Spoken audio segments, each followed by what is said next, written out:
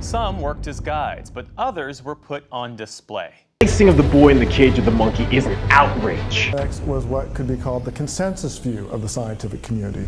In 1904, the St. Louis World's Fair was a major event.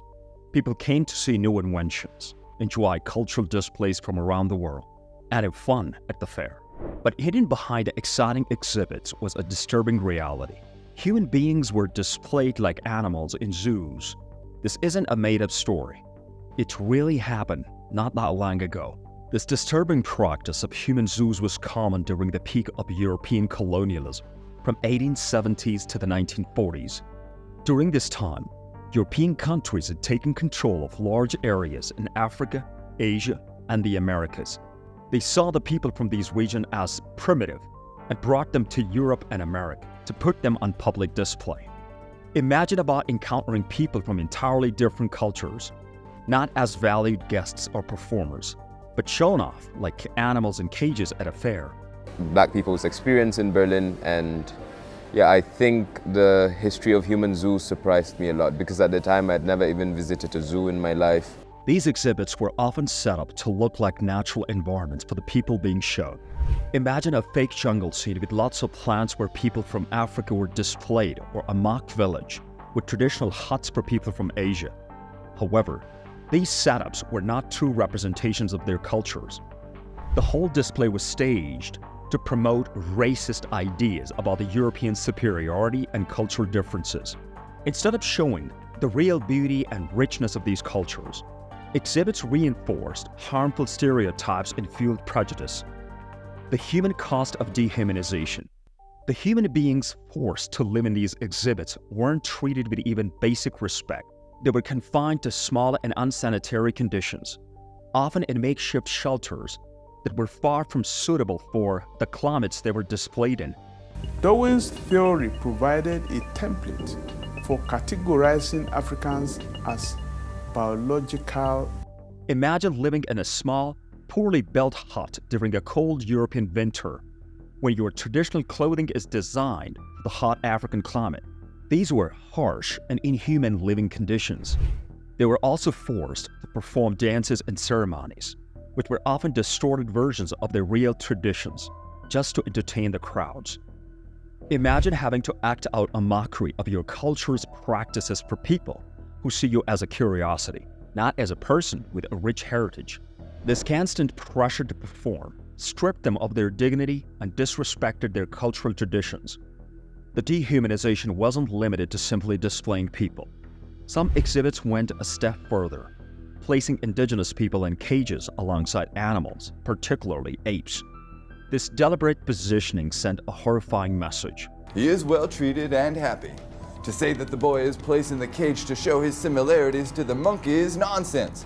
He is much more intelligent than many white men whom I have known. But these people were closer to animals on the evolutionary scale than to Europeans. It's unimaginable to think of the humiliation and despair these individuals must have felt. Exposing the brutality. One of the most well-known examples of human zoo exhibits involves a woman named Sarge Bartman, nicknamed the Hottentot Venus. Due to her physical features, Sarge was displayed in Europe for years. Let me not keep you waiting a moment longer. Ladies and gentlemen, I give to you the Hottentot Venus! The disrespect extended even beyond her lifetime, as she was dissected after her death. This lack of regard for her humanity is a stark reminder of the true brutality behind these exhibits.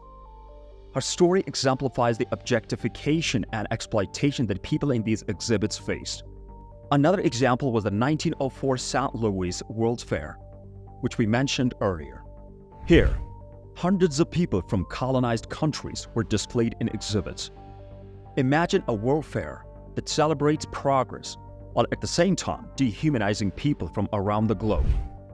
This contrast highlights the hypocrisy of the time period. A world fair celebrating innovation and advancement should have included a respectful acknowledgement of diverse cultures, not exploited them for public amusement. These are just a few examples, but the practice of human zoos was sadly widespread during this period.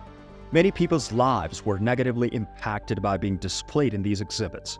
Roots of racism, a system of exploitation. They were considered by men of science at that time to be the lowest form of humans, or in some thought they were subhuman. The concept of human zoos was deeply rooted in the racist ideology of the late 1800s to mid-1900s. European powers, who had colonized vast territories across the globe, believed they were superior to other races.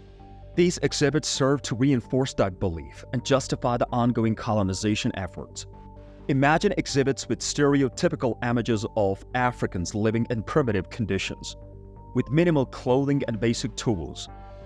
These displays aim to convince viewers that Europeans were more civilized and evolved than the people they had colonized. This racist ideology wasn't based on any scientific evidence, but rather on prejudice and a desire to justify colonial expansion and exploitation of resources and people. However, the fight for equality continues. Museums today house exhibits on human zoos, not to glorify the past, but to educate the future generations. While the practice of human zoos is thankfully gone, its legacy serves as a powerful reminder of the importance of treating all people with respect and dignity. These exhibitions highlight the dangers of ethnocentrism, the belief that one's own culture is superior to others. We can learn from this dark chapter in history to recognize the dangers of racism and work towards a more inclusive and equitable world. Learning from the past, building a better future. So why do we talk about these disturbing chapters in history? Understanding the past helps us create a future where such horrors never happen again. By acknowledging the horrors of human zoos, we can recognize the dangers of racism and discrimination. We can work towards a more inclusive and equitable world where everyone is treated with respect, regardless of their background or culture. Imagine a world where people from different cultures are celebrated for their unique traditions and perspectives, instead of being dehumanized and exploited. This is the future we should strive for. Think about how different things are today. Many cultural festivals and events celebrate the rich traditions and heritage of the people from all over the world. This is a positive shift towards appreciating diversity and promoting understanding between different cultures.